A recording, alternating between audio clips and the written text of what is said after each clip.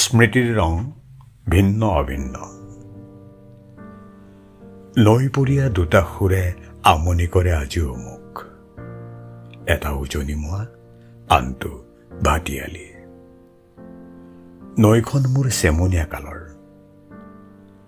দুবন্ত বেলিৰ কৰুণ ছায়া বিস্ফোৰিত হৈছিল ভাটিয়ালি সুৰত। চিনাকি ঘাটৰ মৃত্যুমুখী অচিন নাৱৰীয়াই জুৰিছিল সেই সুৰ।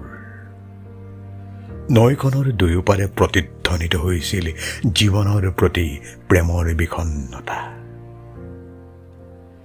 ঘাট একেটাই, সময় আছিল ভিন্ন। স্নানৰ এটা উঠন যৌৱন উজ্বলাই তিৰবিৰাইছিল শীতৰ দুপৰৰ উমাল ৰোদ। নৈখনৰ দুয়োপাৰে প্ৰতিধ্বনিত হৈছিল জীৱনৰ উজনিমুৱা এজাক গাভৰুৰ চঞ্চলা সুৰ সেই ঘাটতেই। সেই সুৰৰ মায়াত বন্দী আজিও মই, ভাটিয়ালি আৰু উজনিমুৱা দুয়োটা সুৰতেই। কাৰণ জীৱনৰ দৰে মৃত্যু শ্ৰেণীহীন নহয় চৌপাশ মোৰ।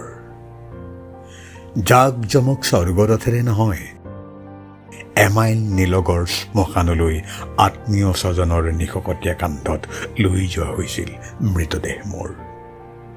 জ্বলা নাছিল চিতাত মোৰ চন্দন কাঠ সিদিনা।